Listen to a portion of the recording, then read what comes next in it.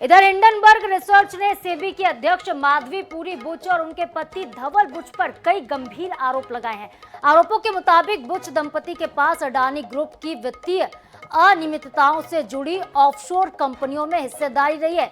अब इसको लेकर सियासी घमासान तेज हो चुका है। लोकसभा में नेता विपक्ष राहुल गांधी ने हिंडनबर्ग के आरोपों की जेपीसी से जांच कराने की मांग कर दी। उन्होंने सरकार से 3 सवाल पूछे हैं। वहीं कांग्रेस के अध्यक्ष मल्लिकार्जुन खड़गे ने सोशल मीडिया प्लेटफॉर्म एक्स पर पोस्ट किया है और सेबी पर हमला बोला है। इस दौरान भाजपा के सांसद सुधांशु त्रिवेदी ने विपक्ष पर पलटवार किया। उन्होंने कहा कि पिछले कुछ सालों से जब भी संसद का सत्र शुरू होता है तो एक विदेशी रिपोर्ट आ जाती है।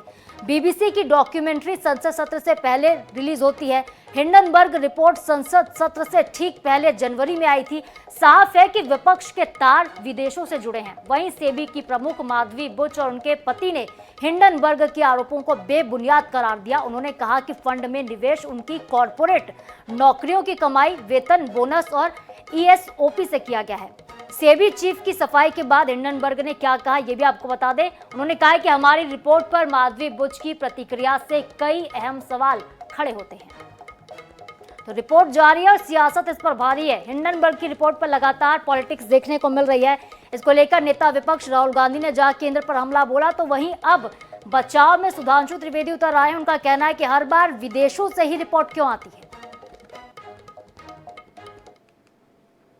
कल हिंडनबर्ग आई है वो एक और चीज साबित करती है और जिसके बारे में सारा ही विपक्ष बार बार कह रहा था कि जो हम जॉइंट पार्लियामेंट्री कमेटी की बात करते थे कि इन्वेस्टिगेशन होना चाहिए, उसको दरकिनार कर सुप्रीम कोर्ट में उसकी सुनवाई हुई। सुप्रीम कोर्ट ने खुद ने कहा कि सेबी ने जिस तरीके से जांच पड़ताल की है उससे वो सेटिस्फाइड नहीं है। उसकी जांच होनी चाहिए, उसका इन्वेस्टिगेशन होना चाहिए और हम ये और पुरजोर तरीके से मांग करेंगे कि सिर्फ सुप्रीम कोर्ट ही नहीं पार्लियामेंट में भी इसकी जांच होनी चाहिए। उच्चतम न्यायालय बार बार निवेश की जानकारी मांगता था, सेबी बार बार इधर उधर बगले झांकता था। सेबी ने तो यह तक कह दिया था we have drawn a blank, हमें कुछ मिल ही नहीं रहा है। ये मिनिमम लेवल पर, at the absolute minimum level, ये पारदर्शिता के तार तार करता है। And at the absolute maximum level ये संभवतः सबसे बड़ी क्रिमिनल कंस्पिरेसी है। भारत के अंदर ये आर्थिक अराजकता उत्पन्न करना चाहते हैं भ्रम के द्वारा, चाहे विषय भारत सरकार की कंपनी का हो या कोई निजी कंपनी का हो। ये वही लोग हैं जिन्होंने 1 साल पहले कहा था एलआईसी डूब गया, इन्होंने कहा था एसबीआई डूब गया, इन्होंने कहा था एचएएल हिंदुस्तान एरोनॉटिक्स डूब गया।